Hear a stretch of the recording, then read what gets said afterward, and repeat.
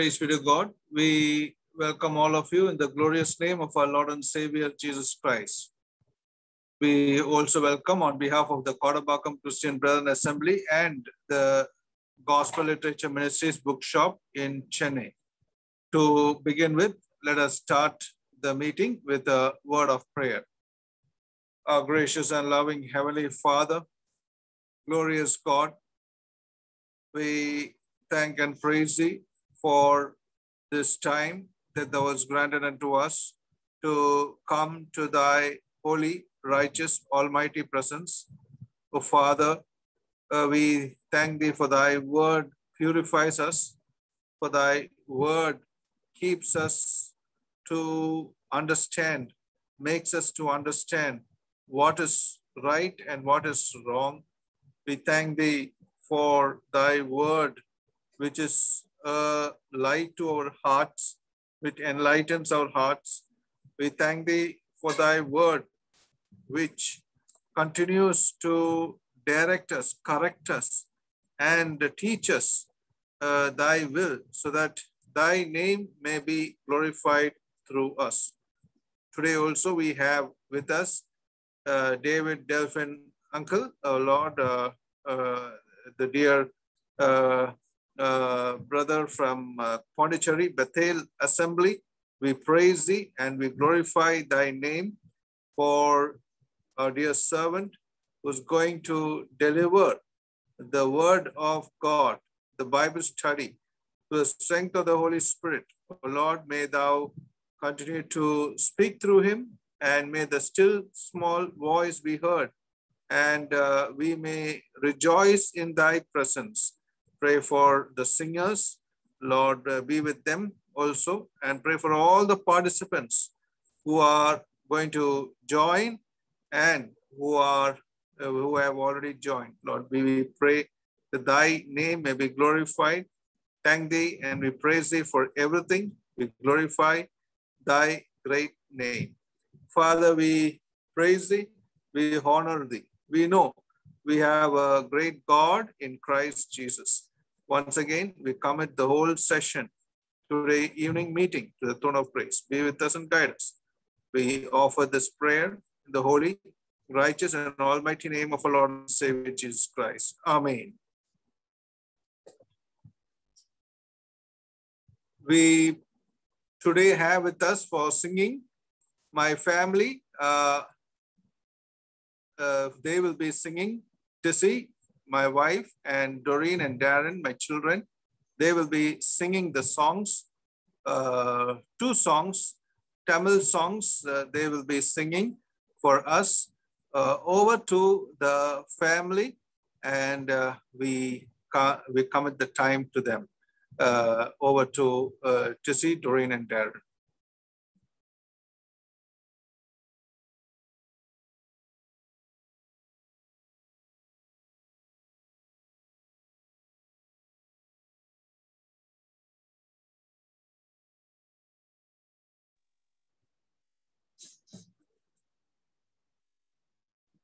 Praise the Lord.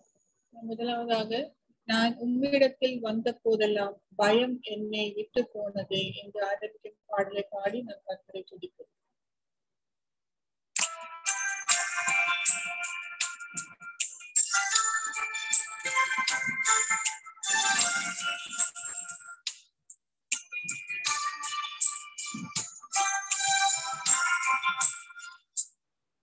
நான் உம்மிடத்தில் வந்த போதெல்லாம்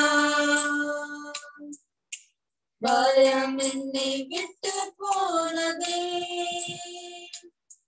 நீர் எனக்குள்ளே வந்த போதெல்லாம்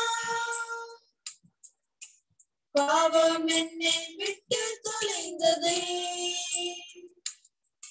நான் உம்மிடத்தில் வந்த போதெல்லாம் பயம் என்னை விட்டு போனதே. நீர் எனக்குள்ளே வந்த போதெல்லாம் பாவம் என்னை விட்டு தொலைந்ததே.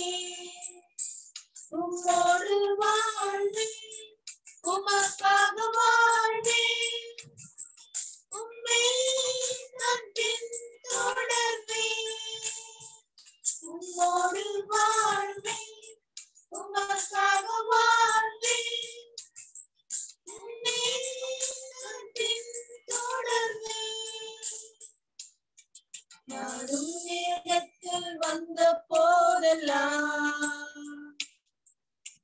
பயம் என்னை விட்டு போனதே. எனக்குள்ளே வந்த போதெல்லாம் பாவம் என்னை விட்டு தொலைந்ததே.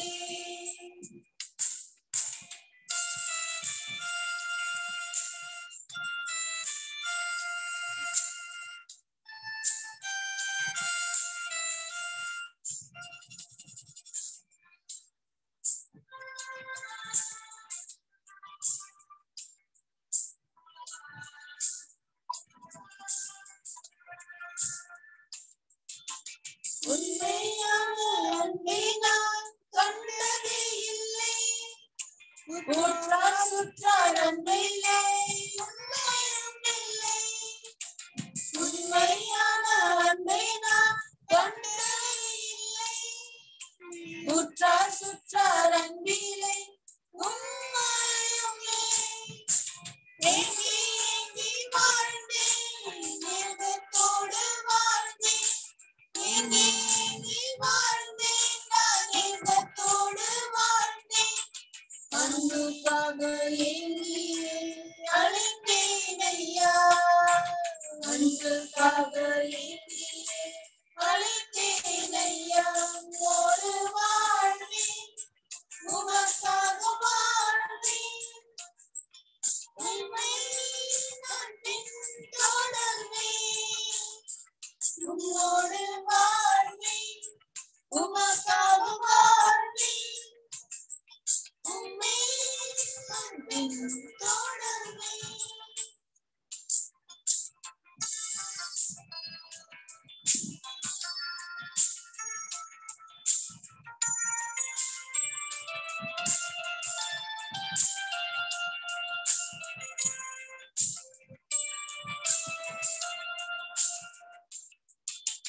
இயேசுவை நான் உம்மிடத்தில் வந்தேனாலே, உண்மையான அன்பை நான் கண்டேன் ஐயா.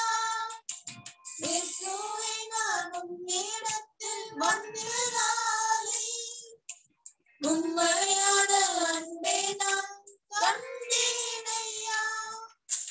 தூக்கி தூக்கி சுமந்து தாங்கி என்னை நடத்தி, தூக்கி தூக்கி சுமந்து என்னை தாங்கி நடத்தி. உள்ளமெல்லாம் அன்பினாலே பொங்குதையா. உள்ளமெல்லாம் அன்பினாலே பொங்குதையா. உன்னோடு வாழ்வேன், உனக்காக வாழ்வேன். உம்மை நான் பின்தொடர்வேன். உன்னோடு வாழ்வேன், உனக்காக வாழ்வேன். உம்மை நான் பின்தொடர்வேன்.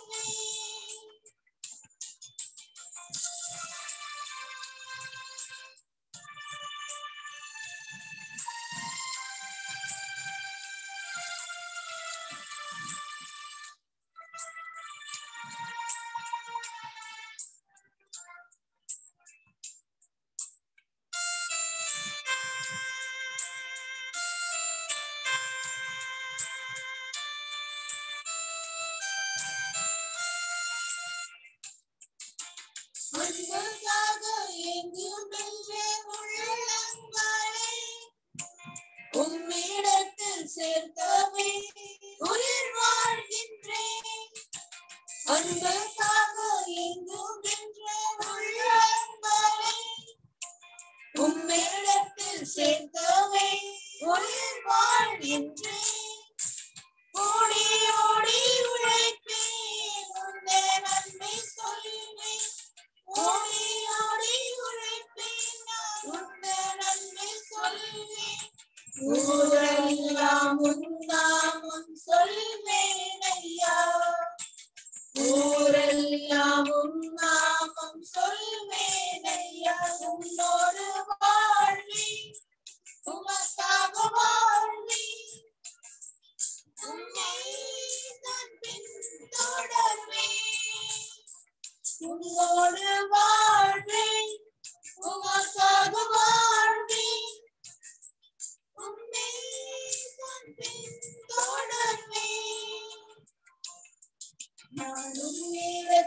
வந்த போதெல்லாம் பயம் என்னை விட்டு போனதே. நீர் எனக்குள்ளே வந்த போதெல்லாம் பாவம் என்னை விட்டு தொலைந்ததே.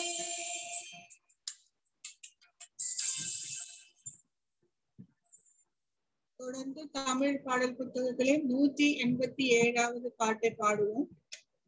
இதோ மனுஷரின் மத்தியில் தேவாதி தேவன் என்று ஆரம்பிக்கும் பாடல்.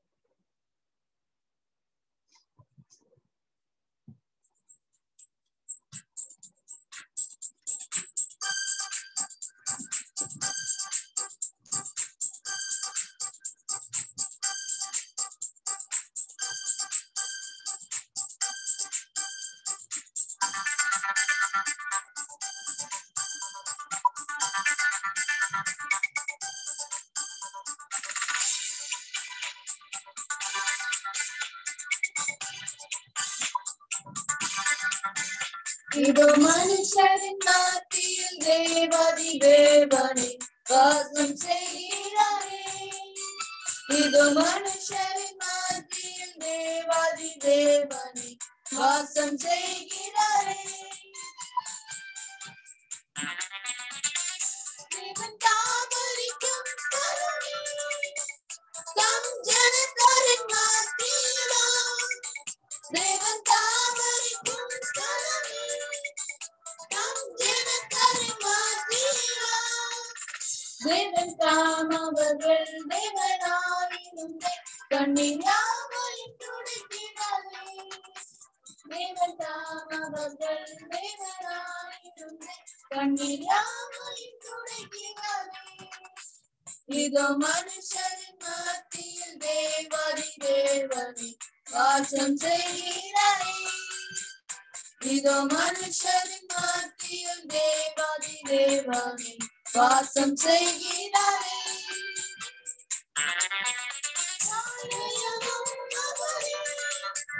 தூய ஒளி விளக்கும் அவரே. தேவாலயமும் அவரே. தூய ஒளி விளக்கும் அவரே. ஜீவனாலே தம் ஜனங்களின் தாகம் தீர்க்கும் சுத்த ஜீவனதியும் அவரே.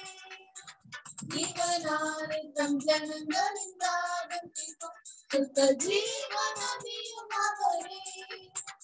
இதோ மனுஷரின் மத்தியில் தேவாதி தேவனே வாசம் செய்கிறாரே.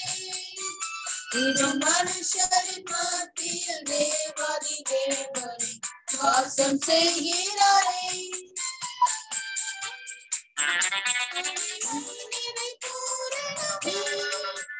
மது பரிசுத்த ஸ்தலம் அதுவே. மகிமை நிறை பூரணமே. மது பரிசுத்த ஸ்தலம் அதுவே. என்று துதியுடனே அதன் வாசலுள்ளே எங்கள் பாதங்கள் நிற்கிறதே. என்று துதியுடனே அதன் வாசலுள்ளே எங்கள் பாதங்கள் நிற்கிறதே.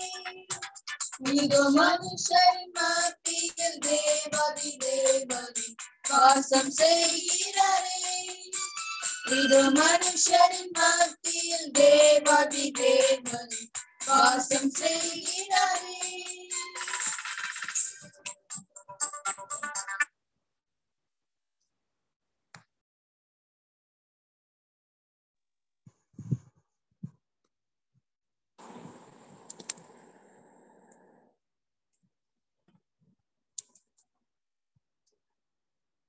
Praise be to God.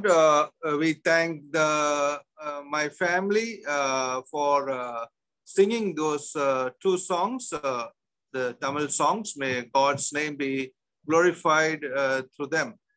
We glorify God and we continue to give all glory to our living God for the two blessed songs. We once again welcome all of you in the glorious name of our Lord and Savior Jesus Christ. We also welcome on behalf of the Kodambakkam Christian Brethren Assembly and the GL Book of Ministry in Chennai.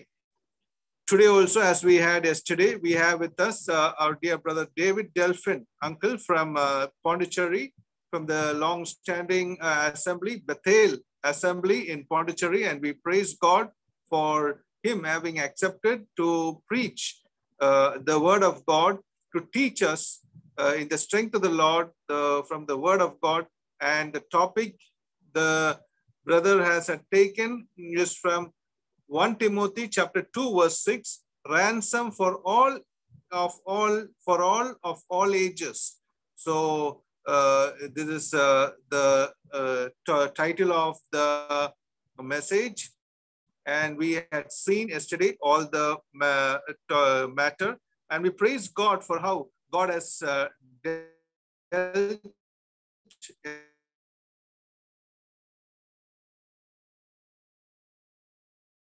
the subdivisions from this and also aspects, and we give all glory of how in due time was told in various ways, and we commit and we praise God for that. Now, this today also we are waiting in the Lord for a blessed time, so that we would go out of the room with a great blessing in the Lord, that we have learned more from the word of God. Yesterday, from Genesis to Revelations, we had many scriptural portions being referred to.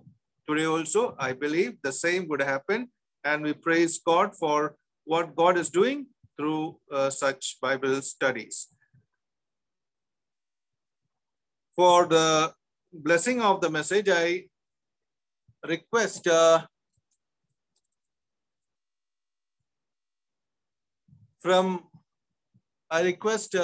from Paramakudi, our dear brother Kristan Prabhu, to pray for the blessing of the message. Over to Paramakudi, brother Kristan Prabhu, evangelist, working, laboring for the Lord in Paramakudi. Over to Paramakudi, evangelist Kristan Prabhu.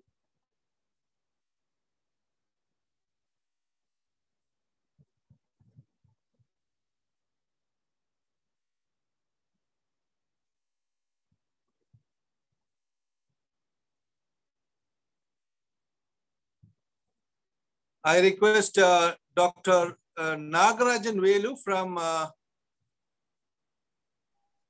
request Brother Alphonse from Madurai, evangelist, to pray.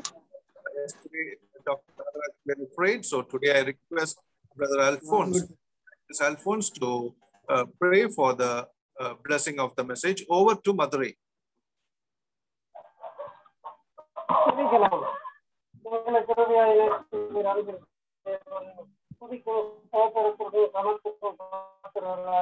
பரமபிதாவே நாங்கள் உங்களை துதிக்கிறோம். இந்த நாளை கிருபையாக கூட்டி கொடுத்த தயவுக்காக உனக்கு ஸ்தோத்திரம் செய்கிறோம். ஒரு சில கர்த்தருடைய தாசர்களை இந்த நாளிலே கர்த்தாவே ஆவியிலே நாங்கள் இணைந்து கர்த்தருடைய வார்த்தைக்கு காத்திருக்கும்படி எங்களை ஒன்று கூட்டி சேர்த்த கிருபைக்காக உனக்கு நாங்கள் ஸ்தோத்திரம் செய்கிறோம். ஒவ்வொரு நாளும் கர்த்தாவே உம்மோடு கூட நாங்கள் ஐக்கியமாக இருக்கிறோம். கர்த்தருடைய பிள்ளைகளோடு ஐக்கியப்படவும் கிருபை பாராட்டி வருகிறீர், அதற்காக உனக்கு ஸ்தோத்திரம் செய்கிறோம். இப்பொழுதும் இந்த கூட்டத்தின் ஆசீர்வாதத்திற்காக, கர்த்தருடைய வார்த்தையின் ஆசீர்வாதத்திற்காக நாங்கள் தெரிவிக்கிறோம். உங்களுடைய கர்த்தாவே தாசன் தேவை தெரிந்து அவரை கொண்டு நீர் எங்களோடு பேசும்படியாக ஆண்டவரே நீட்டின் திட்டத்தை ஆண்டவரே ஏற்ற காலத்திலே சரியான காலத்திலே ஆண்டவரே நீர் நிறைவேற்றி விதமாக உங்களுடைய கருத்துவத்தை எங்களுக்கு வெளிப்படுத்தி இருக்கிற கிருபைக்காக உங்களுக்கு ஸ்தோத்திரம் செய்கிறோம். இப்பொழுதும் பாடலை பாடக்கூடிய சகோதரர்களை பயன்படுத்துவீராக. இந்த பாடலின் மூலம் எங்களை உற்சாகப்படுத்துவீராக. நம்முடைய வார்த்தையை பகிர்ந்து கொடுக்கிற தாசரை ஆவியானவர்களோடு அழைத்து ஆண்டவரே பேசும்படியாக கேட்கிறோம்.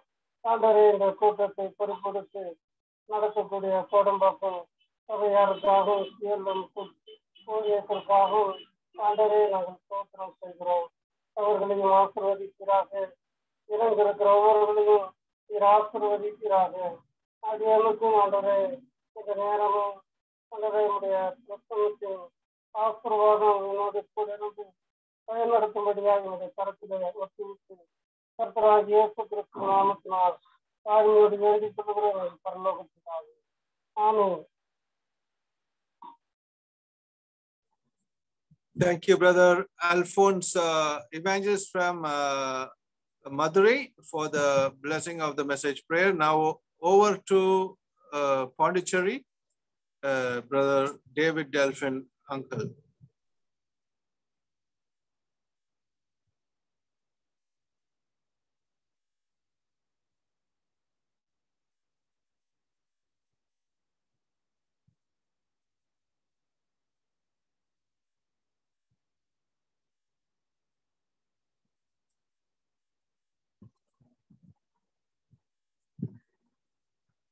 Uncle, your audio has not been heard.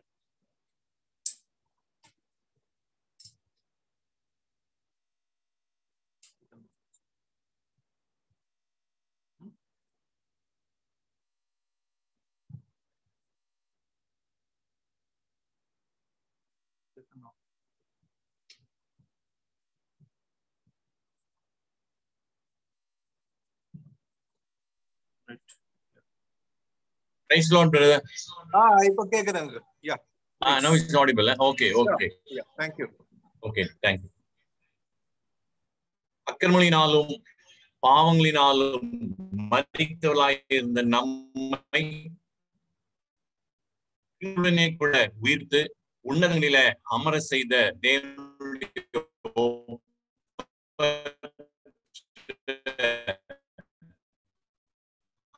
அந்த தூய நாம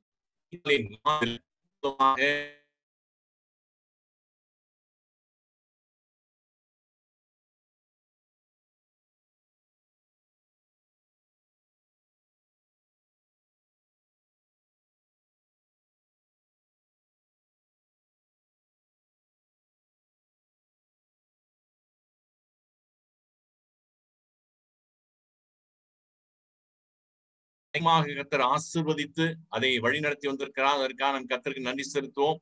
அவ்விதமாக கோடம்பாக்கம் சபையாருக்கும் மற்றும் சகோதரர் சந்தோஷ் ஜான்சன் குடும்பத்தாருக்கும் என்னுடைய நன்றியும் என்னுடைய வாழ்த்துதலையும் தெரிவித்துக் கொள்கிறேன். மாலை நேரத்திற்கு எல்லா சகோதரிகளுக்கும் என்னுடைய வாழ்த்துதலையும் வணக்கத்தையும் நான் இவ்விதமாக தெரிவித்துக் கொள்கிறேன். நேற்று தினத்துல பவுல் அடிகளார் தீமோத்தேயுக்கு எழுதின முதல் நிருபம் 2ஆம் அதிகாரம் 6ஆம் வசனத்திலிருந்து நாம் சிந்திக்க கர்த்தர் நமக்கு உதவி செய்தார்.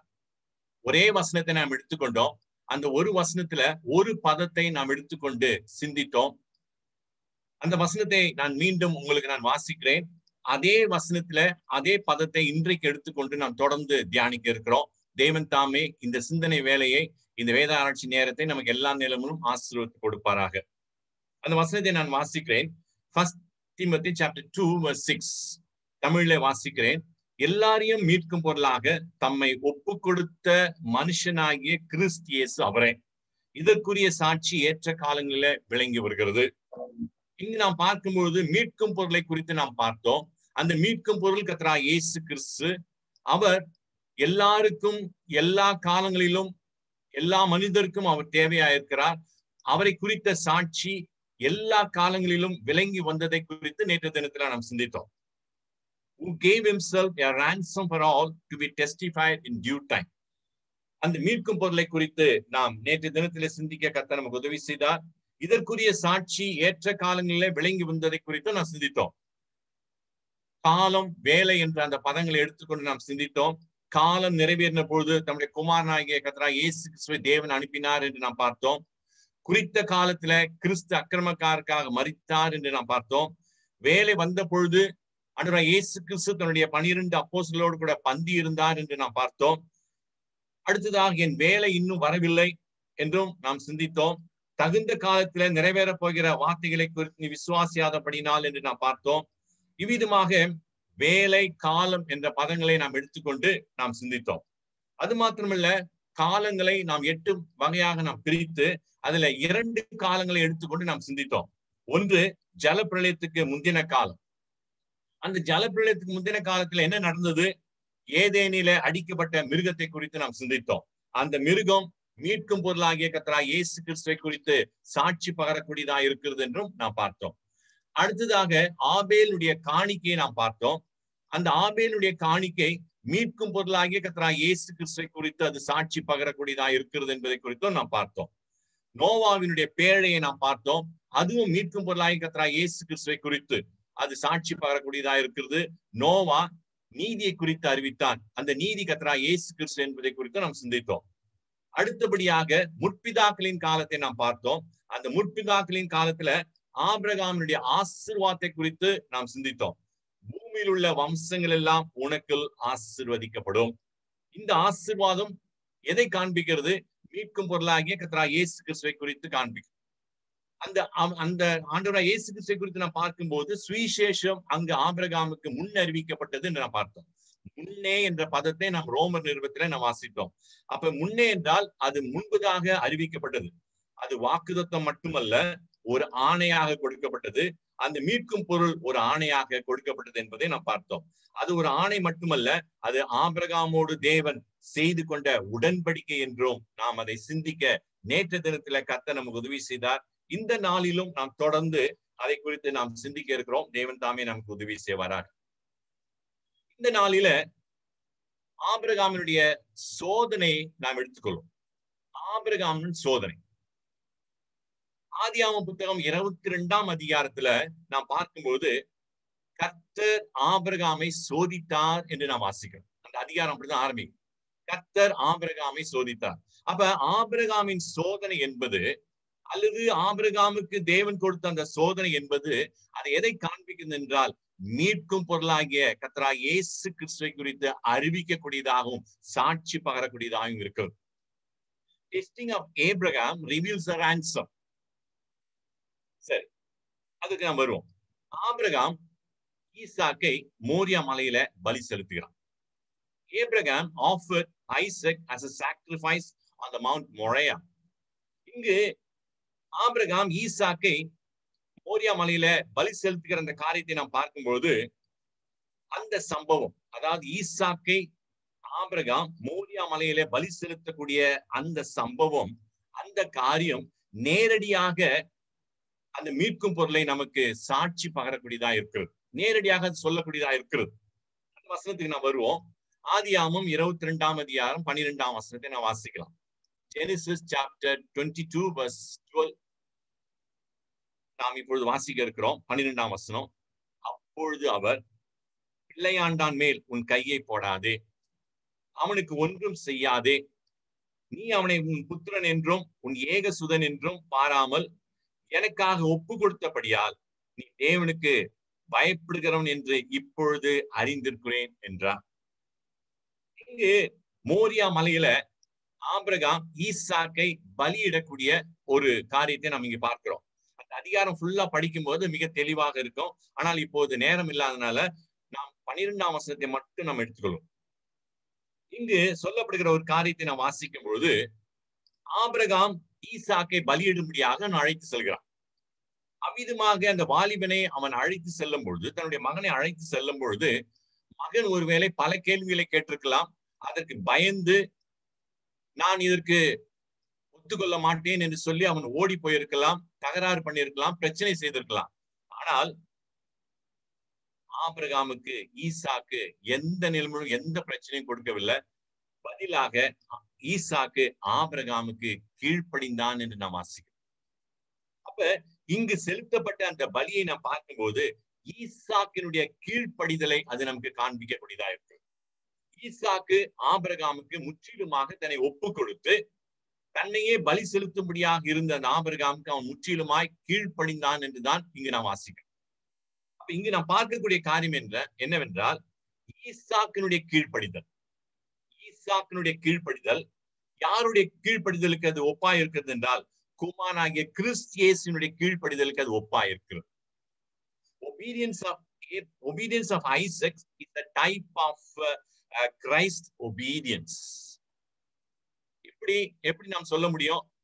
ஈசாக்கு ஆபிரகாமுக்கு கீழ்ப்படிந்தார்.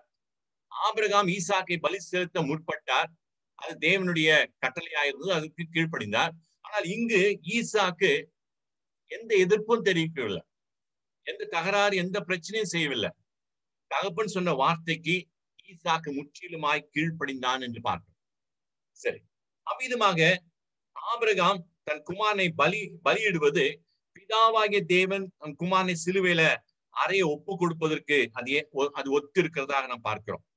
இங்குதான் பிரத்யட்சமான சாட்சி விளங்குறதை நம்மால் அறிந்து கொள்ள முடியும்.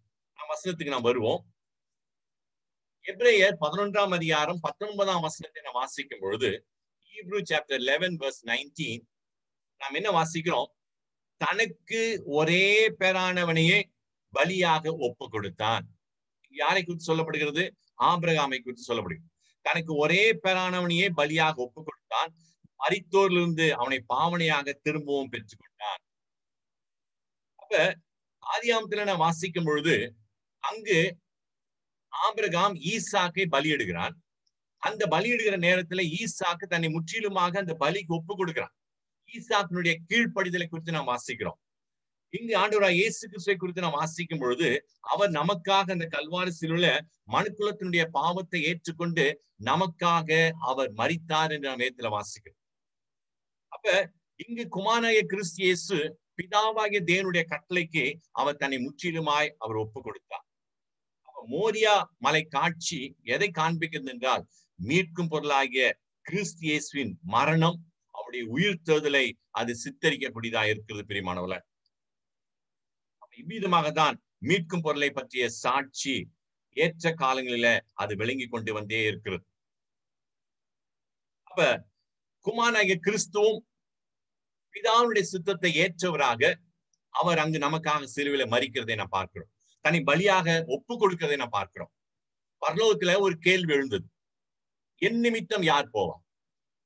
என் நிமித்தம் யார் போவார் என்ற கேள்வி பரலோகத்தில் எழுந்த பொழுது குமாரனாகிய கிறிஸ்து அந்த கேள்விக்கு அவர் பதில் கொடுத்தவராக, இதோ நான் போகிறேன், புஸ்தக சூழல என்னை குறித்து எழுதியிருக்கிறது என்று சொல்லி பிதாவுடைய கட்டளையை ஏற்றவராக, பிதாவுடைய சித்தத்தை நிறைவேற்றும்படியாக குமாரனாகிய இயேசு கிறிஸ்து இந்த உலகத்துல பாவம் இல்லாதவராய் பரிசுத்தராய் பிறந்தது மட்டுமல்ல, பரிசுத்தராய் வாழ்ந்து தேவனுடைய ராஜ்யத்தை நீதியும் அறிவிக்கிறவராக காணப்பட்டு பல அதிசயங்களும் அற்புதங்களை நிறைவேற்றி குறித்த காலத்துல கிறிஸ்து அக்கிரமக்காரருக்காக மரித்தார்.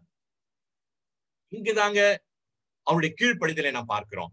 எவ்விதமாக ஈசாக்கு ஆபிரகாமுக்கு கீழ்ப்படிந்தானோ அந்த பலி செலுத்துகிற காரியத்துல, அவ்விதமாக குமாரனாகிய கிறிஸ்து பிதாவாகிய தேவனுக்கு அவர் தன்னையே பலியாக ஒப்பு கொடுக்கிற அந்த காரியத்துல அவர் முற்றிலுமாக கீழ்ப்படிந்து தன்னையே பலியாக மனுக்குலத்துக்காக, உங்களுக்காக, எனக்காக அவர் ஒப்பு கொடுத்தார். தம்மையே ஒப்பு கொடுத்தார். அவர் ஒன்றும் எதிர்த்து பேசவில்லை. அவரை அடித்தார்கள், அவரை சிலுவையில வைத்து அறைந்தார்கள், அவரை கேவலப்படுத்தினார்கள், அவரை பரியாசம் செய்தார்கள். ஆனாலும் அவர் தேவ சித்தத்துக்கு தன்னை முற்றிலுமாய் ஒப்பு கொடுத்து மௌனம் சாதித்து அமைதலாய் அந்த மரணத்தை அவர் ஏற்றுக்கொண்டு நமக்காக அவர் பலியானார். அங்கதாங்க அவருடைய கீழ்ப்படிதலை பார்க்கிறோம், குமாரனுடைய கீழ்ப்படிதல். அப்ப இந்த குமாரனுடைய கீழ்ப்படிதல், அங்கு ஈசாக்கினுடைய கீழ்ப்படிதல், இது எதை காண்பிக்கிறது? மீட்கும் பொருளாகிய கர்த்தராகிய இயேசு கிறிஸ்துவானவர் நமக்காக ஏற்ற காலங்களே சாட்சியாக அவர் விளங்கி வந்திருக்கிறார் என்பதை நமக்கு அது காண்பிக்கக்கூடியதா இருக்கிறது. பிரியமானவர்களே, சரி, அடுத்ததாக இப்போ முற்பிதாக்களின் காலத்துக்கு நாம் வருகிறோம். முதல் ஆபிரகாமை நம்ம பார்த்தோம். நேற்று தினத்துல ஆபிரகாமுடைய ஆசீர்வாதத்தை குறித்து நாம் பார்த்தோம். இன்றைய நாளிலே கூட இங்கு ஆபிரகாம் அமிதமாக ஈசாக்கை பலி செலுத்துகிற ஒரு காரியத்தை நாம் பார்த்தோம். இவைகள் எல்லாம் மீட்கும் பொருளை பற்றி சாட்சி பகரக்கூடியதா இருக்கிறது. அது ஏற்ற காலங்களே விளங்கி வந்திருக்கிறது என்பதை குறித்து நாம் பார்த்தோம். சரி, இப்போ முற்பிதாக்கள் என்றால் என்ன என்பதை குறித்து நாம் சிந்தித்து அதற்கு பின்பு தொடர்ந்து ஈசாக்கு யாக்கோபை குறித்து நாம் சிந்திக்க இருக்கிறோம். முற்பிதாக்கள் என்றால் ஆபிரகாம், ஈசாக்கு, யாக்கோபு என்பவர்களை குறிக்கக்கூடியதா இருக்கிறது. தொடர்ந்து யாக்கோபினுடைய 12 குமாரர்களையும் அது குறிக்கக்கூடியதா இருக்கு. இதை நாம் நன்றாக புரிந்து கொள்ள வேண்டும். முற்பிதாக்கள் என்றால் ஆபிரகாம் அதுல வராரு, ஈசாக்கு வராரு, யாக்கோபு வராரு. அதோடு நின்று போகவில்லை, யாக்கோபினுடைய 12 பிள்ளைகளும் 12 குமாரர்களும் அதை குறிக்கக்கூடியதா இருக்கிறது. சரி, இப்ப நாம கூட ஜெபிக்கும் பொழுது ஒரு சில சகோதரர்கள் இப்படி ஜெபிக்கிறாங்க. ஜெபத்தை ஆரம்பிக்கும் பொழுது எப்படி ஜெபிக்கிறாங்களா? ஆபிரகாமின் தேவனும் ஈசாக்கின் தேவனும் யாக்கோபின் தேவனும் எங்கள் தேவனுமாகிய கர்த்தாவே நாங்கள் உம்மை துதிக்கிறோம், ஸ்தோத்திரிக்கிறோம், இந்த நேரத்துக்காக நன்றி செலுத்துகிறோம். இப்படி சொல்லி அநேக ஜெபிக்கிறதை நாம் பார்க்கிறோம். அப்ப இந்த முற்பிதாக்களை குறித்து நாம் பார்க்கும் பொழுது முற்பிதாக்கள் நம்முடைய தேவன் முற்பிதாக்களின் தேவனாய் இருக்கிறார் என்பதை நாம் அறிந்து கொள்ள வேண்டும். இப்படி வேதத்திலிருந்து நாம் என்ன பார்க்க போறோம்? நம்முடைய தேவன் அவர் முற்பிதாக்களின் தேவனாய் இருக்கிறார். சரி, இதற்கு சில சான்றுகளை நான் உங்களுக்கு கொண்டு வருகிறேன்.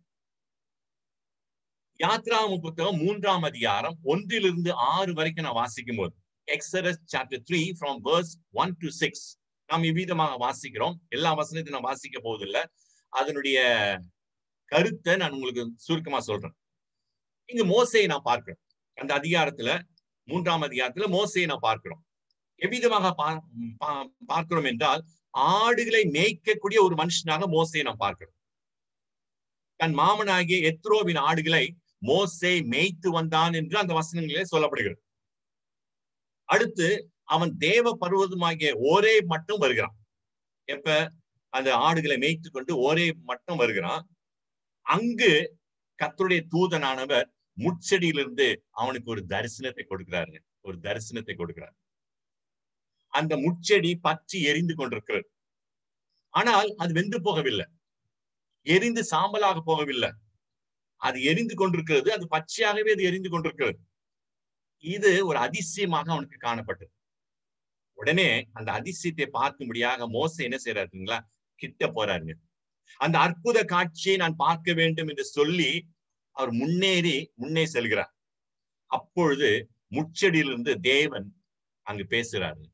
முட்செடியிலிருந்து தேவன் பேசுகிறார். என்ன சொல்றாரு? கூப்பிடுறாரு. உடனே அவன் சொல்றான், இதோ அடியேன் என்று சொல்றான்.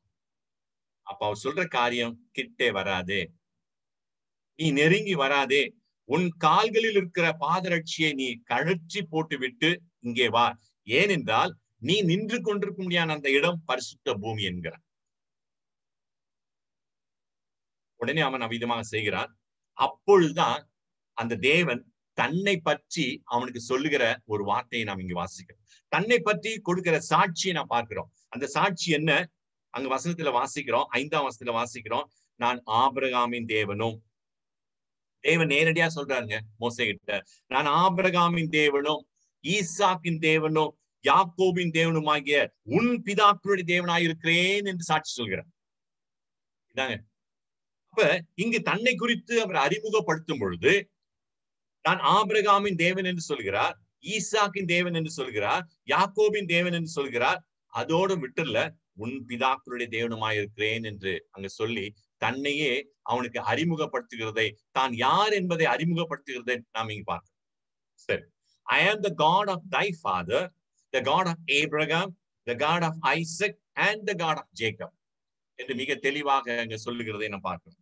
சரி, அதோடு முடிவடையில்லைங்க. அதே அதிகாரத்துல வசனம் 13க்கு வரும்போது, in the same chapter, if you read the verse 13, அங்கே நாம் இவ்விதமாக வாசிக்கிறோம். மோசே தேவனிடத்துல கேட்கிறான். தேவன் மோசேட்ட சொல்றாரு, நீ இஸ்ரவேல் புத்திரர்கிட்ட போ, அங்கு போ, நீ பேச வேண்டிய வார்த்தைகளையும் நீ செய்ய வேண்டிய காரியங்களை நான் உனக்கு சொல்லுவேன் என்று சொல்கிறார். அப்போ உடனே மோசே கேட்கிறான், நான் இஸ்ரவேல் புத்திரரோடு போய் நான் என்ன சொல்ல முடியும் ஆண்டவரே? அவனிடத்துல நான் என்ன சொல்ல முடியும்? அவர்கள் அடையாளங்களை கேட்பார்களே, நான் என்ன சொல்லுவேன்? அப்ப அவர் சொல்றாரு, நான் உங்கள் பிதாக்களுடைய தேவன் என்னை அனுப்பினார் என்று நீ சொல்லு. அதற்கு என்ன அடையாளம் என்று அவள் கேட்டால், அவருடைய என்னன்னு கேட்டால் நான் சொல்றேன், அதற்கு நான் கூறுகிறேன், நான் இருக்கிறவராகவே இருக்கிறேன், என்னை உங்களிடத்துல அனுப்பி இருக்கிறார் என்று நீ சொல்லுன்னு சொல்லிட்டு, மேலும் தன்னை பற்றி அவர் சொல்கிற ஒரு வார்த்தையை நான் பார்க்கிறோம். நான் ஆபிரகாமின் தேவன், நான் ஈசாக்கின் தேவன், நான் யாக்கோபின் தேவன், உங்கள் பிதாக்களுடைய தேவன். அந்த கர்த்தர் தான் என்னை உங்களிடத்தில் அனுப்பி இருக்கிறார் என்று நீ இஸ்ரவேல் புத்திரருக்கு சொல்லு என்று சொல்றாரு. எவ்வளவு ஒரு அருமையான ஒரு வார்த்தையை சொல்றார். தன்னை நீ எப்படி தேவன் தன்னை எவ்விதமாக அறிமுகப்படுத்துகிறதை நான் பார்க்கிறோம். இஸ்ரவேல் புத்திரத்தில் நீ சொல்ல வேண்டிய காரியம் என்ன தெரியுமா? நான் ஆபிரகாமின் தேவனாய் இருக்கிறேன், நான் ஈசாக்கின் தேவனாயிருக்கிறேன், நான் யாக்கோபின் தேவனாயிருக்கிறேன், அது மாத்திரமல்ல உங்கள் பிதாக்களுடைய தேவனாயிருக்கிறேன் என்பதை நீ இஸ்ரவேல் புத்திரத்திலே நீ போய் சொல்லு என்று சொல்லி அவனை அனுப்புகிறது என பார். ஆம் பிரியமானவர்களே, இன்றைக்கு கூட நம்முடைய தேவன் அவர் முற்பிதாக்களின் தேவனாய் இருக்கிறார். அவர் ஆபிரகாமின் தேவனும் ஈசாக்கின் தேவனும் யாக்கோபின் தேவனும் நம்முடைய தேவனுமாக அவர் இருக்கிறார். பிரியமானவர்களே, இதுவரைக்கும் நாம் ஆபிரகாமுக்கு எப்படி இந்த சாட்சி விளங்கியது என்பதை குறித்து நாம் பார்த்தோம். இப்போ அடுத்தபடியாக ஈசாக்கு கிட்ட நாம் வருவோம். ஈசாக்கு யாக்கோபை நாம் எடுத்துக்கொள்வோம். இதுவரைக்கும் ஆபிரகாமை குறித்து 2 காரியங்களை நாம் சிந்தித்தோம். ஆபிரகாமின் ஆசீர்வாதத்தை குறித்து நாம் பார்த்தோம். அடுத்ததாக ஆபிரகாம் ஈசாக்கை பலியிடுகிற காரியம், அது மீட்கும் பொருளாக கர்த்தராகிய இயேசு கிறிஸ்துவை சாட்சி பகர்றது என்பதை குறித்து நாம் பார்த்தோம்.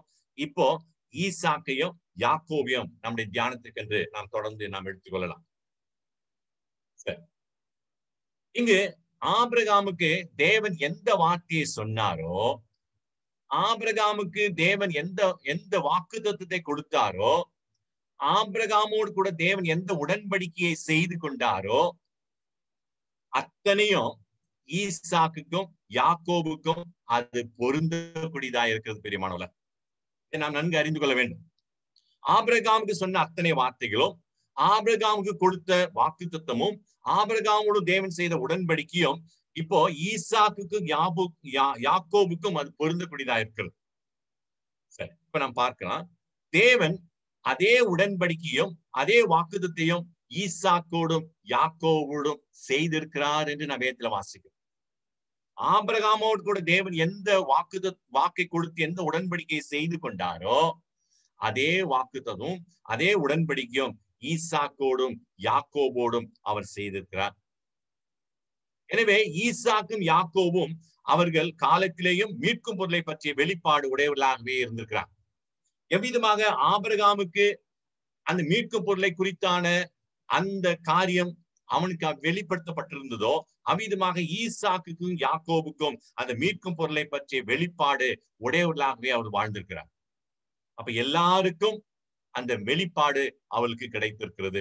மீட்கும் பொருளை, அந்த கர்த்தராகிய இயேசு கிறிஸ்துவை குறித்த வெளிப்பாடு ஆபிரகாமுக்கு மட்டுமல்ல, ஈசாக்குக்கும் யாக்கோபுக்கும் தேவன் அதை கொடுத்திருந்தார். அது வெளிப்படுத்தப்பட்டிருந்தது. சரி, இப்ப நம்ம பார்க்கலாம். எபிரேயருக்கு நிருபத்துக்கு நாம் திருப்பிக் எபிரேயர் 11ஆம் அதிகாரம் 8-9 வசனங்களை வாசிக்கலாம். Hebrew chapter 11 verse 8 and 9. கொஞ்சம் நல்லா கவனிச்சீங்கன்னா இது நல்லா புரியும். நான் அது புரிகிற அளவுக்கு நான் உங்களுக்கு அதை விளக்கக்கூடியவனா இருக்கிறேன். எபிரேயர் 11ஆம் அதிகாரம் 8-9 வசனங்கள். எவ்விதமாக ஆபிரகாமுக்கு கொடுத்த அந்த வார்த்தை, ஆபிரகாமுக்கு கொடுக்கப்பட்ட அந்த வாக்குத்தத்தம், ஆபிரகாமோடு தேவன் செய்து கொண்ட உடன்படிக்கை ஈசாக்குக்கு யாக்கோபுக்கும் அது பொருந்தக்கூடியதா இருக்கிறது என்பதை இப்போது நம்ம பார்க்க இருக்கிறோம். 8ஆம் வசனத்தை நான் வாசிக்கிறேன். விசுவாசத்தினால, 8ஆம் வசனம் இப்படிதான் ஆரம்பிக்குது. எபிரேயர் 11:8வது வசனம். விசுவாசத்தினாலே ஆபிரகாம் தான் சுதந்திரமாக பெறப்போகிற இடத்திற்கு போகும்படி அழைக்கப்பட்ட போது கீழ்ப்படிந்து தான் போகும் இடம் இன்னதென்று அறியாமல் புறப்பட்டு போனார். இது ஆபிரகாமை குறித்து சொல்லக்கூடிய ஒரு வார்த்தை. ஆபிரகாமை தேவன் அழைக்கிறார். அழைக்கும் போது எந்த இடத்துக்கு போக வேண்டும் என்று சொல்லவில்லை, இடத்தை குறித்தும் சொல்லவில்லை. ஆனாலும் விசுவாசத்தினாலே ஆபிரகாம் என்ன செய்யறான்?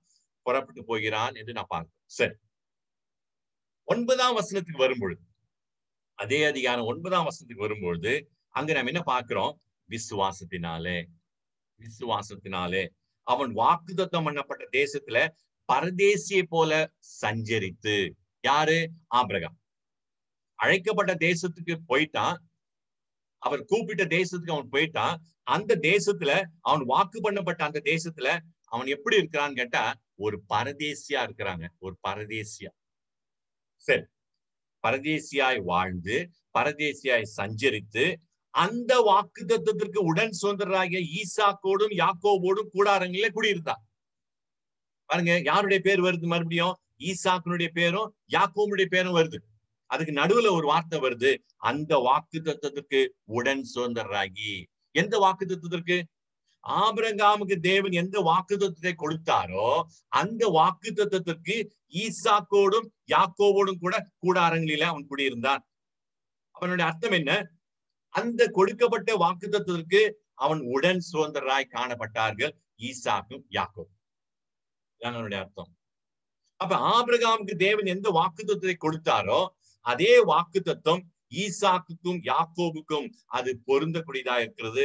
நான் சொல்ல வசனம் சொல்கிறேன், அந்த வாக்குத்தத்திற்கு உடன் சுதந்திர யாக்கோபு, அந்த வாக்குத்தத்திற்கு உடன் சுதந்திர Isaac. They were the same heirs of the same promise.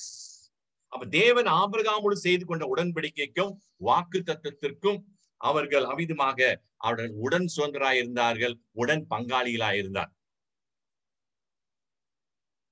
சரி, அப்ப இவர்கள் அந்த அந்த உலகத்துல அவர்கள் பரதேசிகளாய் வாழ்ந்தார்கள் என்று பார்க்கிறோம், கூடாரங்களில வாழ்ந்தார்கள் என்று பார்க்கிறோம்.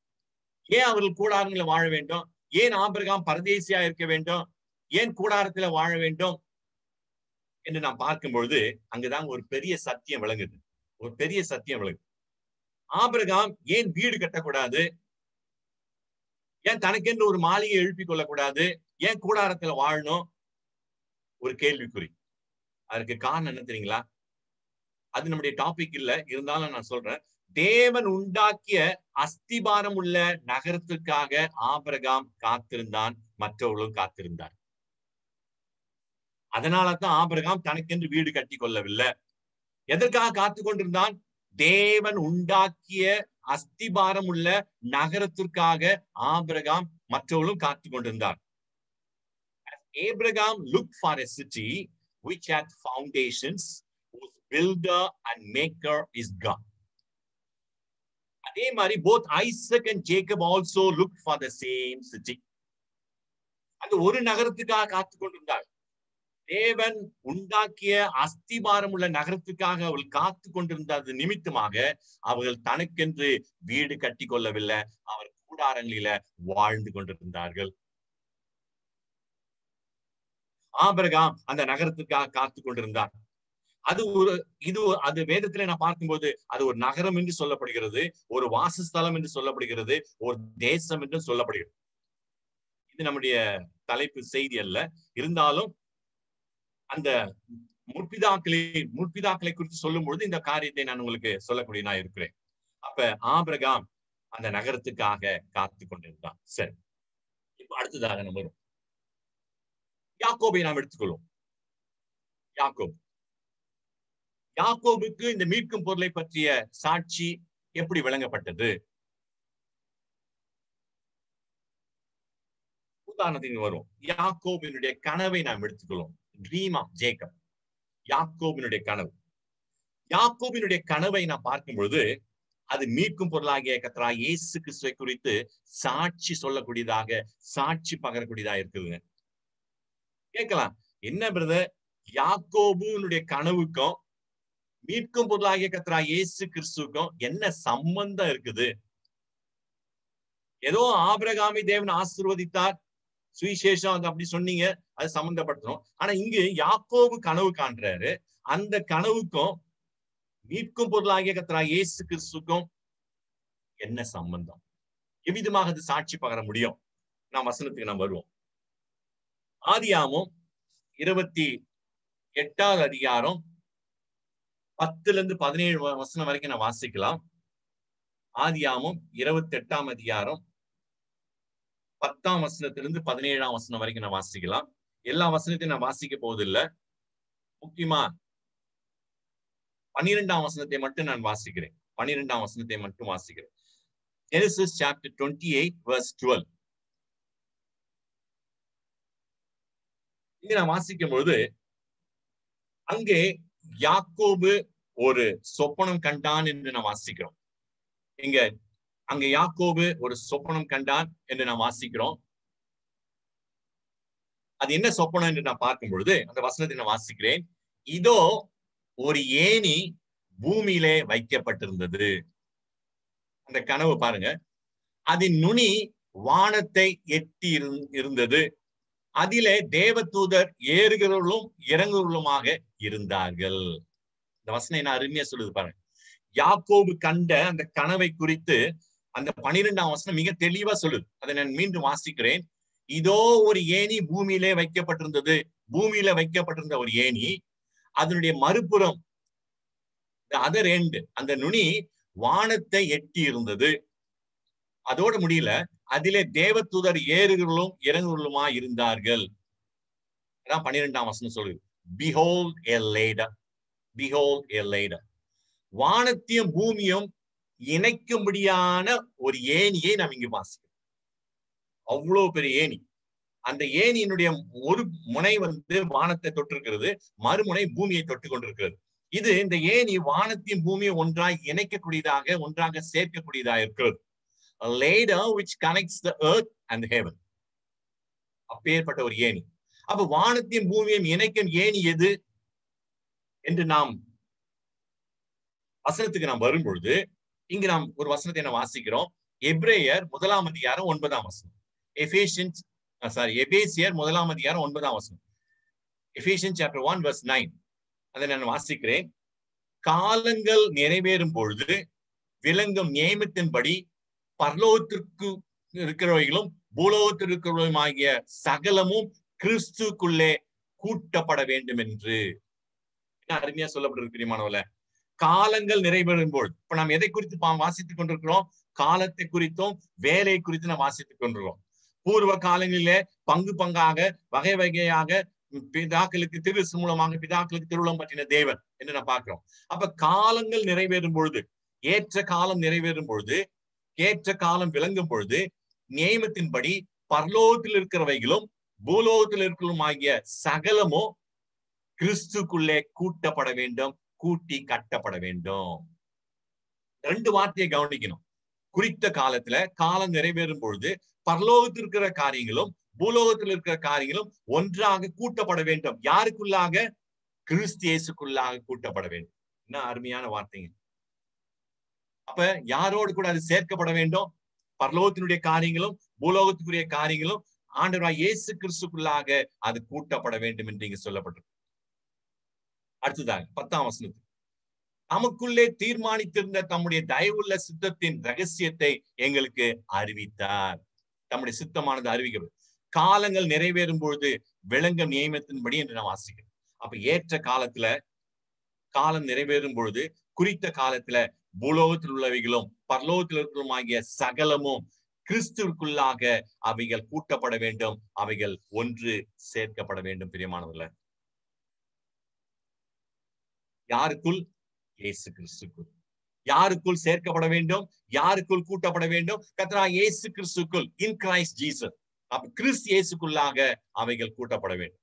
எப்படி அவருக்குள் பரலோகமும் பூலோகமும் ஒன்றாக கூட்ட முடியும்? மற்றொரு கேள்வி கேட்கலாம். எப்படி கூட்டப்பட முடியும்? வசனத்துக்கு நாம் வருவோம். எபேசியர் 1ஆம் அதிகாரம் 7ஆவது வசனம். Ephesians chapter 1 verse 7. அவருடைய கிருபையின் ஐஸ்வரியத்தின்படியே, அவருடைய கிருபையின் ஐஸ்வரியத்தின்படியே இவருடைய ரத்தத்தினாலே பாவமன்னிப்பாகிய மீட்பு இவருக்குள் நமக்கு உண்டாயிருக்கிறது. யார் மூலமாக பாவமன்னிப்பாகிய மீட்பு உண்டாயிருக்கிறது? மீட்கும் பொருளாகிய கர்த்தராகிய இயேசு கிறிஸ்துவின் மூலமாக பாவமன்னிப்பாகிய மீட்பு இவருக்குள் நமக்கு உண்டாயிருக்கிறது. இங்க நல்லா கவனிக்கணும். அப்ப மீட்கும் பொருள் ஆண்டவராகிய இயேசு கிறிஸ்து. அந்த மீட்கும் பொருள் அவராலே நமக்கு மீட்பு உண்டாக்கப்பட்டிருக்கிறது. அவருக்குள் நமக்கு உண்டாயிருக்கிறது. சரி, அப்ப இங்கு இயேசு கிறிஸ்து நம்முடைய மீட்கும் பொருளாய் இருக்கிறதுனால நன்றாக அதை புரிந்து கொள்ள வேண்டும். இயேசு கிறிஸ்து நம்முடைய மீட்கும் பொருளாய் இருப்பதனாலே நாம் மீட்கப்பட்டவர்களாய், இன்றைக்கு நீங்களும் நானும் ரட்சிக்கப்பட்டவர்களாய் மீட்கப்பட்டவர்களாய் இந்த உலகத்துல இருக்கிறோம். அதற்கு பின்பு பரலோகத்திற்கு போகும் ஸ்லாக்கியத்தை நாம் பெற்றிருக்கிறோம். பூலோகத்தில் இருக்கக்கூடிய நாம் அவராலே ரட்சிக்கப்பட்டு அவருடைய ரத்தத்தினாலே பாவமன்னிப்பாகிய மீட்பை பெற்று நாம் அவ்விதமாக பரலோகத்துக்கு நாம் செல்லக்கூடியவர்களாக இருக்கிறோம். அந்த ஸ்லாக்கியத்தை நாம் பெற்றிருக்கிறோம். அப்ப பூலோகத்தில் இருக்கக்கூடிய நாம் பரலோகத்தில் இருக்கக்கூடிய அந்த தேவனோடு கூட இணைக்கப்படுகிறோம், சேர்க்கப்படுகிறோம் ஏற்ற காலங்களில. அதான் அந்த ஏணி நமக்கு காண்பிக்கக்கூடியதா இருக்கு. பூலோகத்திற்குரியவர்களும் பரலோகத்துக்குரியவர்களும் கூட்டி சேர்க்கப்பட வேண்டும் என்று நான் பார்க்கிறோம். அது எப்படி நடக்கும்? அது மீட்கும் பொருளாகிய கர்த்தராகிய இயேசு கிறிஸ்துவின் மூலமாக தான் நீங்களும் நானும் கூட்டி சேர்க்கப்பட்டிருக்கிறோம்.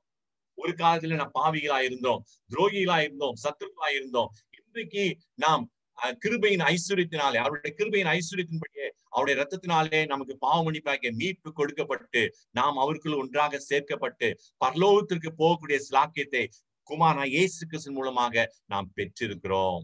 அந்த ஸ்லாக்கியம் நமக்கு கொடுக்கப்படுகிறது. நாம் பரலோகத்துக்கு போக முடியாத ஸ்லாக்கியம் நமக்கு கொடுக்கப்படுகிறது. பிரியமானவர்களே, இப்பொழுதும் கூட நாம் வாசிக்கிற பிரகாரமாக நாம் அவரோடு கூட உன்னதங்களில நாம் உட்காரம் செய்யப்பட்டிருக்கிறோம் என்று வேதம் சொல்கிறது. இன்றைக்கு கூட நம்மை அவர் உன்னதங்களில உட்காரும்படியாக செய்திருக்கிறார். எவ்விதமாக இணைத்திருக்கிறார். பூமிக்குரிய நம்மை ரட்சித்து மீட்டு நம்மை உன்னதங்களில நாம் அவ்விதமாக அவரை சேர்த்திருக்கிறார். உன்னதங்களில அமர செய்திருக்கிறார். அதான் எபேசியர்ல வாசிக்கிறோம். எபேசியர் 2ஆம் அதிகாரம் 5, 6, 7 வசனங்களில அக்கிரமங்களில் மரித்தவளாய் இருந்த நம்மை கிறிஸ்துவுடனே கூட உயிர்ப்பித்தார். அடுத்து கிறிஸ்து இயேசுக்குள் நம்மை அவரோடு கூட எழுப்பி உன்னதங்களிலே அவரோடு கூட உட்காரம் செய்திருக்கிறார். எனவே நாம் பரலோகத்தோடு தொடர்பு கொள்ளக்கூடியவர்களாக நாம் மாற்றப்பட்டிருக்கிறோம். அந்த ஏணி எதை காண்பிக்கிறது?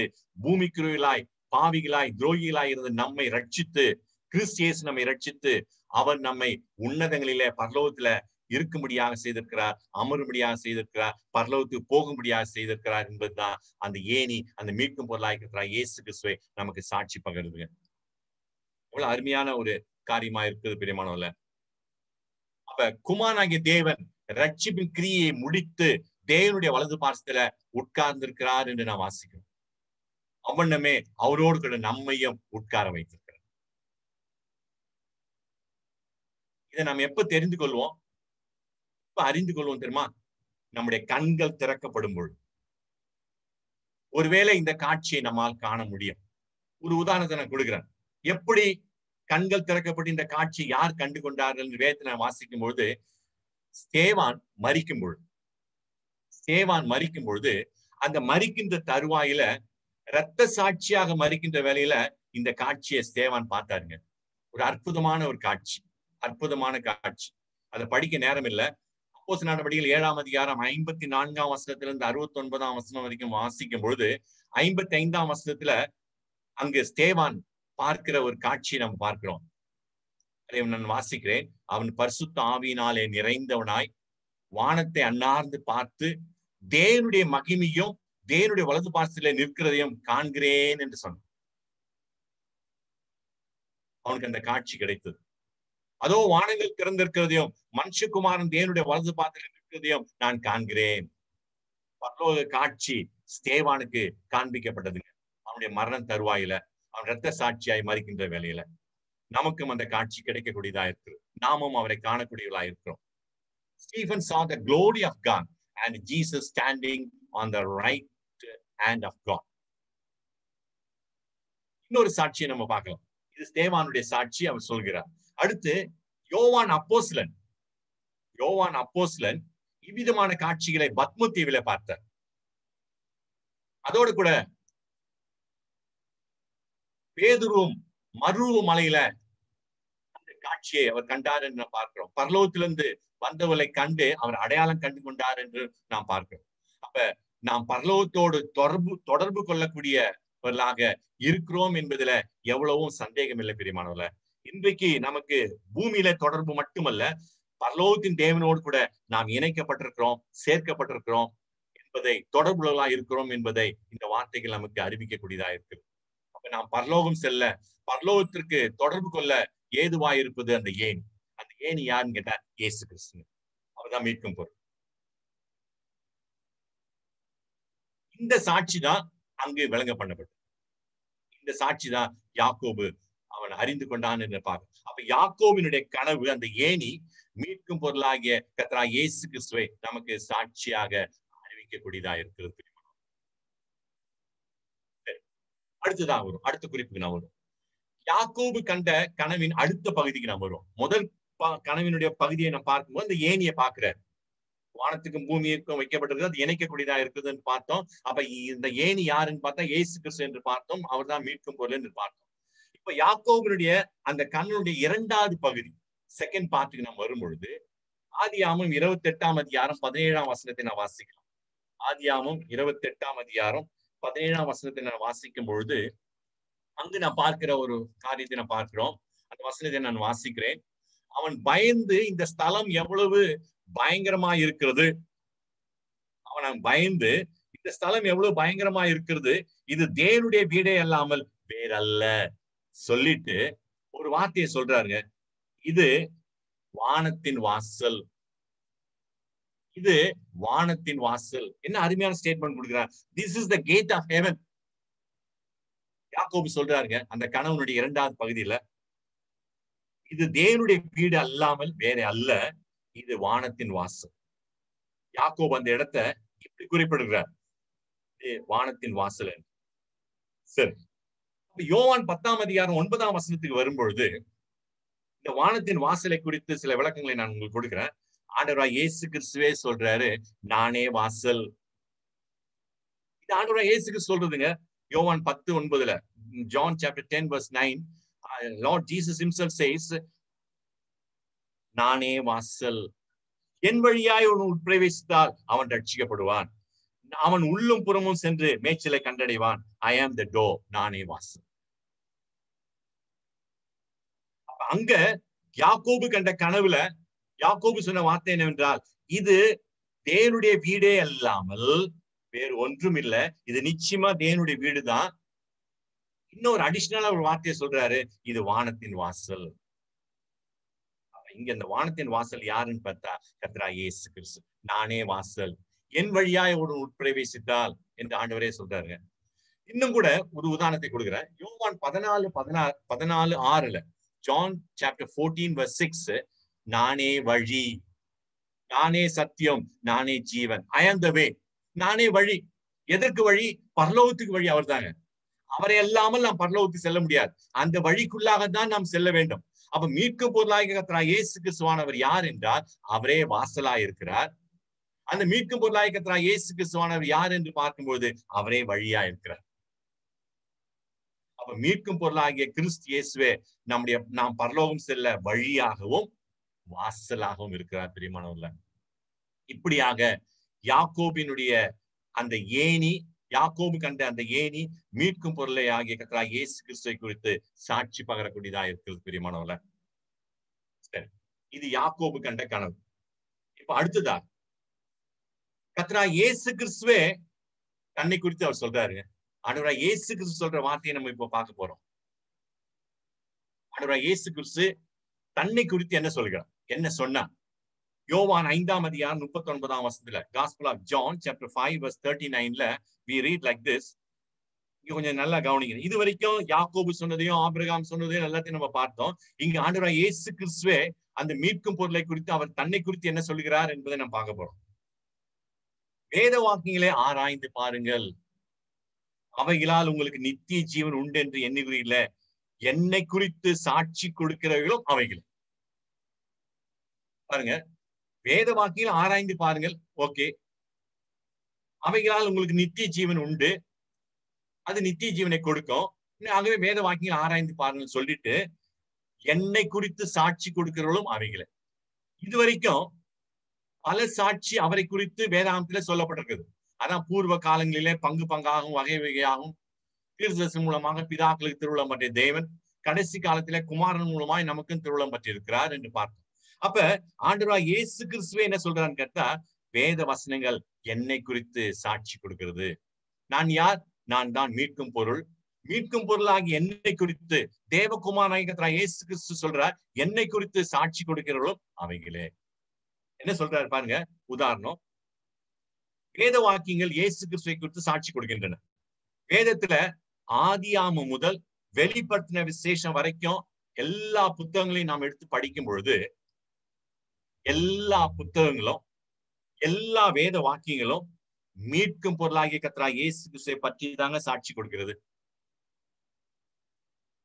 ஒரு புக் இருக்குது இங்கிலீஷ்ல, Christ Jesus in the Old Testament, Christ Jesus in the New testament.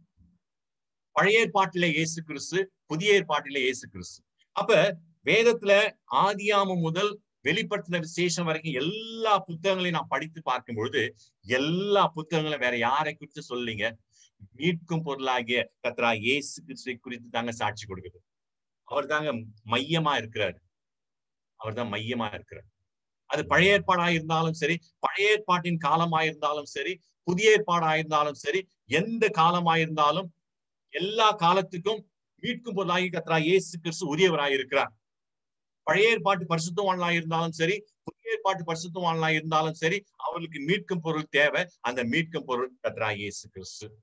அந்த ஆசீர்வாதத்தை தான் தேவன் ஆபிரகாமுக்கு சொன்னார், உன் மூலமாக சகல வம்சங்களும் ஆசீர்வதிக்கப்பட்டிருக்கும். அப்ப வேதத்துல ஆதியாகமம் முதல் வெளிப்படுத்தின வரைக்கும் வேத வாக்கியங்கள் மீட்கும் பொருளை பற்றி தான் சாட்சி கொடுக்கிறது. அதுல எப்படி எல்லாம் வேத வாக்கியங்கள் அவரை பற்றி சாட்சி சொல்கிறது என்பதை பற்றி ஒரு மேலோட்டமாக நாம் இவ்வளவாக பார்த்து கொண்டிருந்தோம். ஒரு உதாரணத்தோடு நான் அதை சொல்கிறேன். பிலிப்பை நாம் எடுத்துக்கொள்கிறோம். பிலிப் என்ற வேத ஆராய்ச்சியாளன் தன் நண்பன் நாத்தான் வேலை பார்த்து சொல்றாரு, யோவான் 1 அதிகாரம் 45 வசனத்துல, நியாய பிரமாணத்துல மோசேயும் தீர்க்கதரிசிகளும் எழுதியிருக்கிறதை கண்டோம். அருமையா சொல்றாருங்க. பிலிப் நாத்தான் வேலை பார்த்து சொல்றாரு,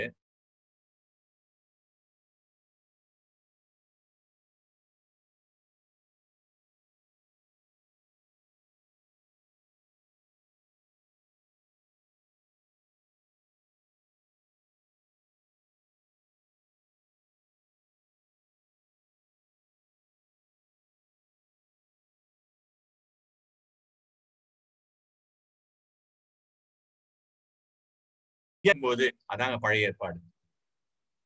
மோசேயும்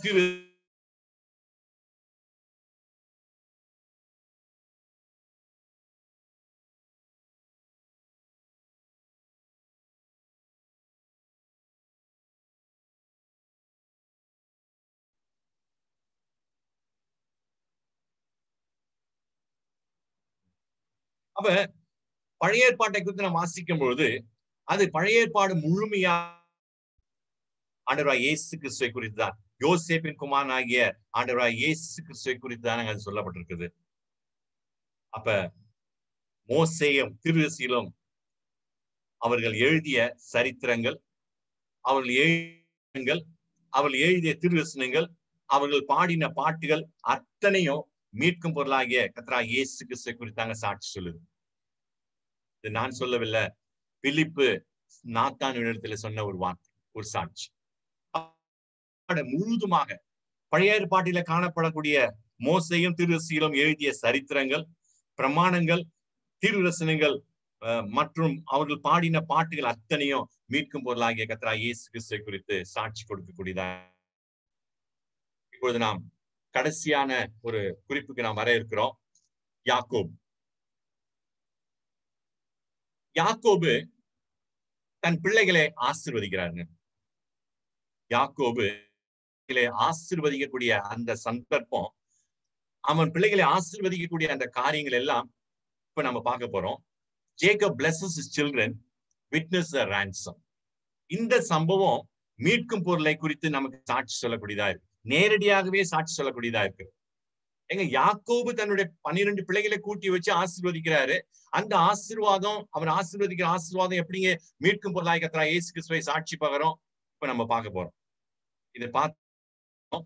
ஆதியாகமம் 49 அதிகாரம், அந்த அதிகாரம் ஃபுல்லா நம்ம படிக்கும் பொழுது, இப்ப படிக்க நேரம் இல்ல, 1 to 33 வரைக்கும் வசனம் வாசிக்கும் பொழுது யாக்கோபு என்ன செய்யறான்னு கேட்டா, தன்னுடைய 12 பிள்ளைகளை ஒவ்வொருவராக அழைக்கிறாருங்க.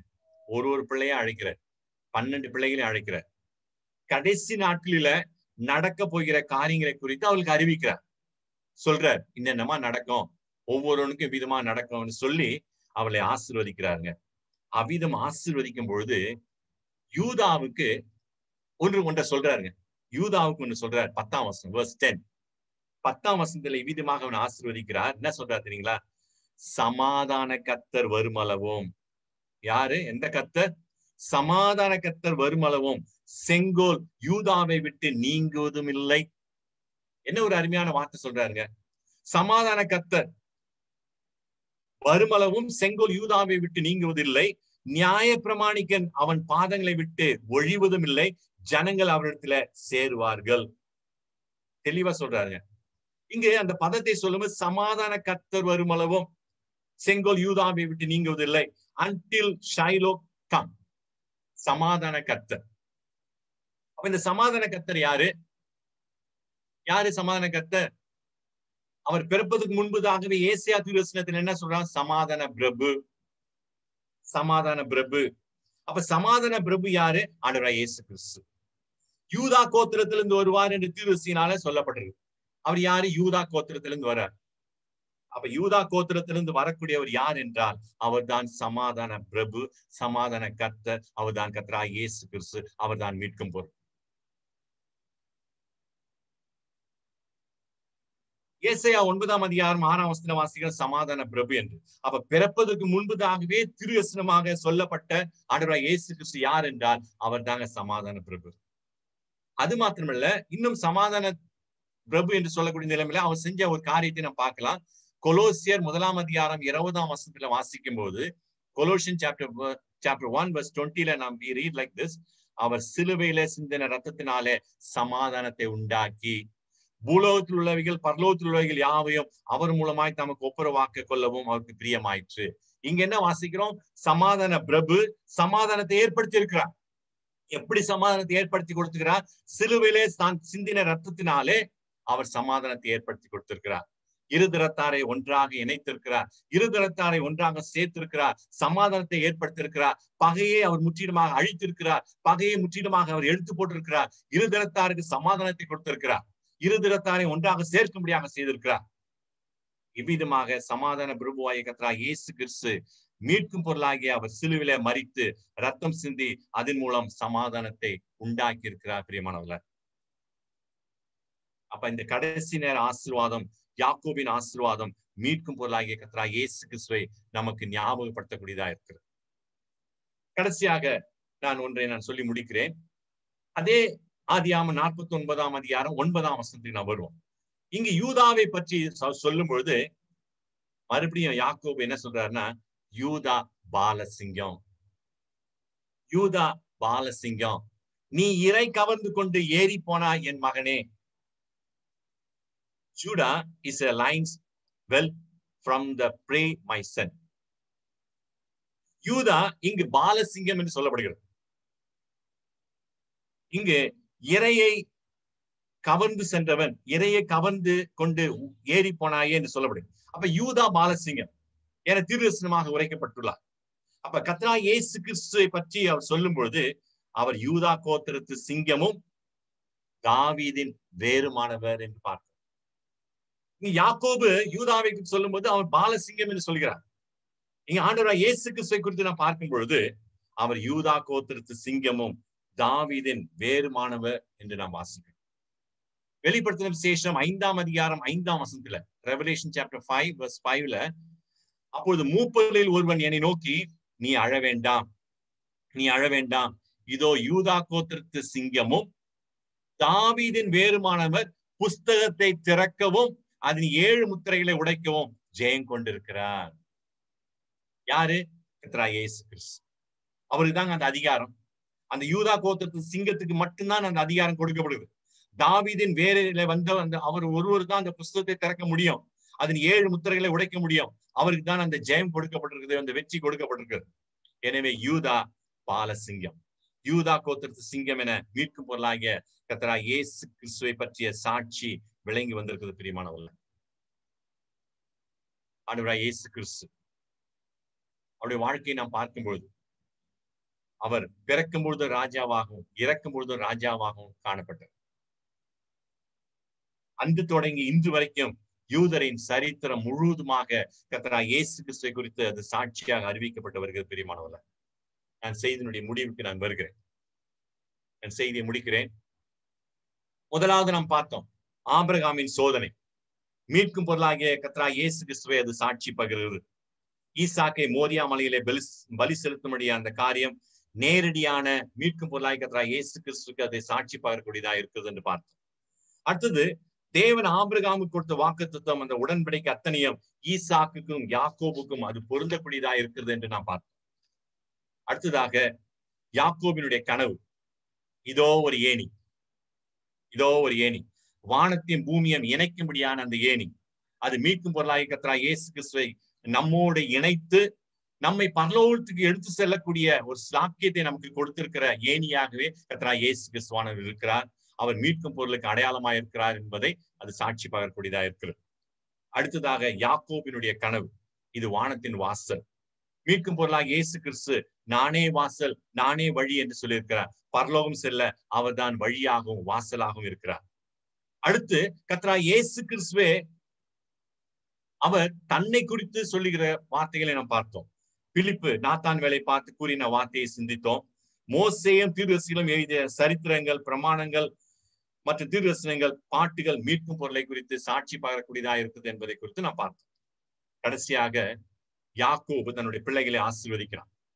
அந்த ஆசீர்வாதம் மீட்கும் பொருளாக இயேசு கிறிஸ்துவை நமக்கு சாட்சி பகரக்கூடியதாக இருக்கிறது. என்ன சொல்றாரு? யூதா சமாதான கர்த்தர், சமாதான பிரபு. கிறிஸ்து யூத கோத்திரத்திலிருந்து வருவார். யூதாவை பற்றி கூறும் பொழுது யூதா பாலசிங்கம் என்று. அப்ப இயேசு கிறிஸ்து யூதா கோத்திர சிங்கமும் தாவீதின் வேறுமானவர் என்று நாம் வாசித்தோம். இவ்விதமாக அன்று தொடங்கி பழைய ஏற்பாட்டு காலம் தொடங்கி இன்று வரைக்கும் யூதரின் சரித்திரம் முழுவதுமாக, யூத சரித்திரம் முழுவதுமாக மீட்கும் பொருளாகிய கர்த்தராகிய இயேசு கிறிஸ்துவை அது பறைசாற்றி கொண்டிருக்குதுங்க, சாட்சி கொடுத்து கொண்டிருக்குதுங்க. இதை நாம் அறிந்து கொள்ளக்கூடியவர்களா இருக்கிறோம். 8 காலங்களை குறித்து நாம் பார்த்தோம்.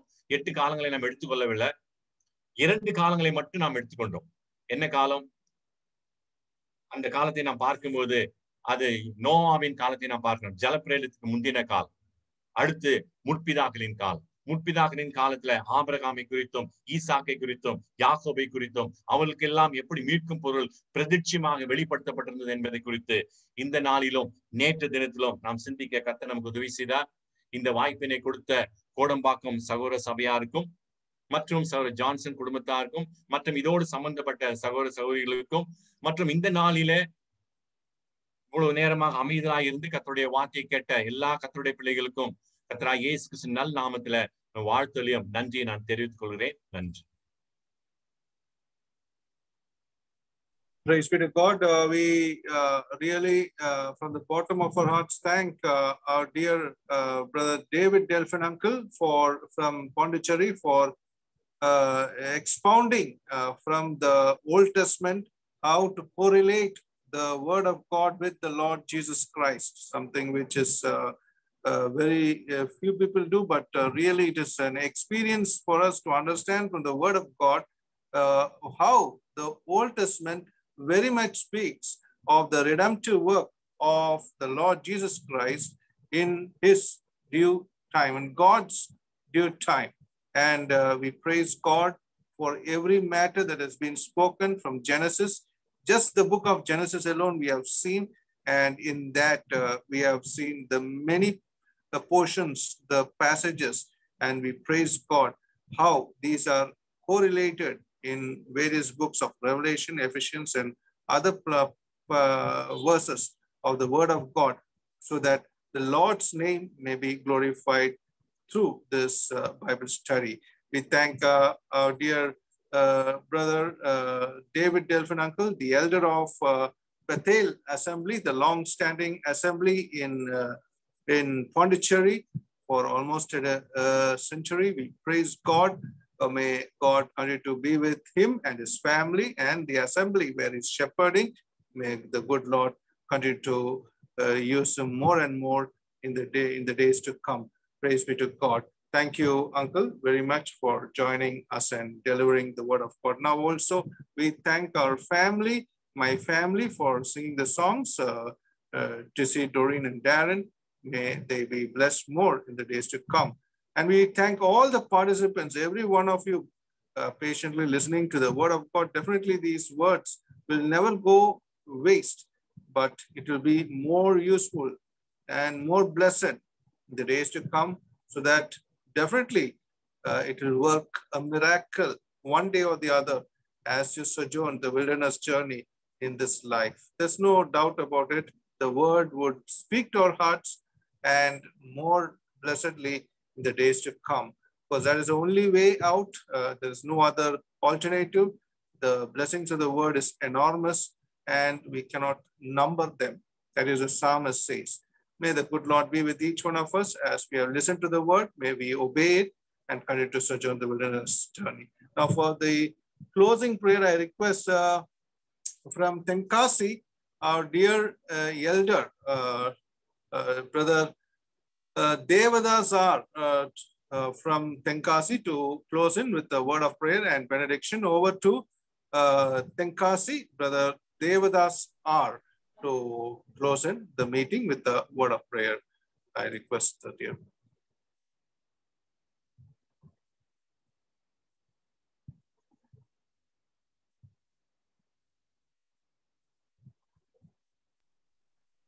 ஜெபிப்போம்.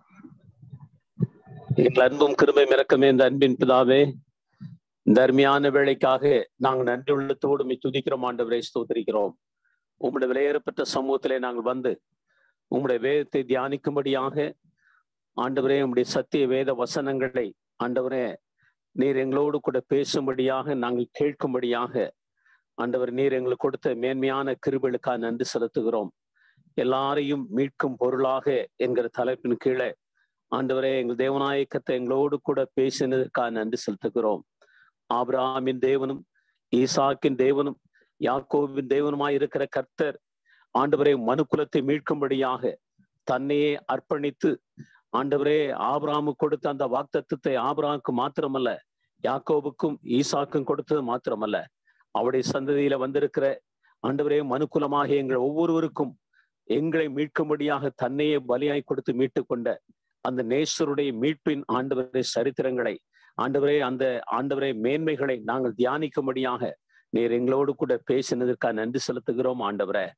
ஆண்டவரே செய்து கொடுத்த எங்களுடைய அருமையான மூத்த சோரர் டேவிட் டெல்பின் அங்கிள்காக நாங்கள் ஜெபிக்கிறோம். தேவடைய நேசக்கர மகனோடு கூட இருந்து வழிநடத்த தயவுக்காக நன்றி செலுத்துகிறோம். ஆண்டவரே அதே போல ஆண்டவரே பாடல் மூலமாக கர்த்தரை மையப்படுத்தின அருமையான பிள்ளைகளுக்காகவும் கர்த்தருக்கு நன்றி செலுத்துகிறோம். தொடர்ந்து நீர் பயன்படுத்துவீராக, உம்முடைய நாமத்தை மையப்படுத்துவீராக. இந்த இணைப்பிலே கடந்து வந்திருக்கிற அருமையான தேவனுடைய பிள்ளைகள் ஒவ்வொருவரையும் உம்முடைய நேச கரத்தை ஒப்புக்கொண்டு ஜெபிக்கிறோம். ஒவ்வொரு பிள்ளைகளையும் பேர் பேராய் தனித்தனி ஆசீர்வதிங்க. விசேஷத்துல இப்படிப்பட்ட ஆண்டவரே தேவனுடைய கனமான ஊழியத்தை இப்படிப்பட்ட நாட்களில் கூட ஆண்டவரே இந்த ஜூம் இணைப்பின் மூலமாக அநேகர் கேட்கும்படியாக எடுத்து முயற்சி செய்து பிரயாசப்பட்டு உழைக்கிற எங்களுடைய அருமையான சோதரர் சந்தோஷ் ஜான்சன் அவர்களுக்காக நாங்கள் ஜெபிக்கிறோம். அவர்களே அவருடைய குடும்பங்களை ஆசீர்வதிப்பீராக. ஆண்டவர் இதற்காக பிரயாசப்பட்டு உழைக்கிற ஒவ்வொரு பிள்ளைகளும் ஆசீர்வதிங்க, நாமத்தை மேம்படுத்துங்க. நீர் எங்களோடு பேசுனதுக்காக நன்றி செலுத்துகிறோம். இவளை சிந்தித்து எங்களுடைய இதயத்தில் வைத்து உமக்கு இந்த சாட்சியை ஜீவிக்க எங்களுக்கு பலன் தாரும். கனம் துதி மெய்மேலாவற்றை நீர் எடுத்துக்கொள்ளும். அன்பின் ரட்சகர் மீட்பும் ஆண்டரும் ஆகிய இயேசு கிறிஸ்துவின் இன்ப நாமத்தில் கெஞ்சி முன்னாடி கேட்டுக்கொள்கிறோம் எங்கள் ஜீவனுள்ள நல்ல பிதாவே, ஆமேன். என் ஆத்துமாவே கர்த்தரை ஸ்தோத்திரி, என் முழுலமே அவருடைய பரிசுத்த நாமத்தை ஸ்தோத்திரி. என் ஆத்துமாவே கர்த்தரை ஸ்தோத்திரி, கர்த்தர் செய்த சகல உபகாரங்களையும் மறவாதே, ஆமேன். நம்முடைய கர்த்தராகிய இயேசு கிறிஸ்துவின் கிருபையும் பிதாவாகிய தேவனுடைய அன்பும் பரிசுத்த ஆவியானுடைய அந்யோன்யம் நாம் அனைவரோடும் இன்றும் என்றும் சதா காலங்களிலும் இருப்பதாக, ஆமேன், ஆமேன். Thank you, Brother Devadas R from Tenkasi, the elder of Tenkasi Assembly, for the closing prayer and benediction. We praise God for what God has done in each one of our life. Now, we are closing here with this. May the blessed Lord be with each one of us as we continue to proceed with the meetings. Let us, God willing, come back next Monday evening, 6:45. Till then, may the blessed God be with all of us. God be with us.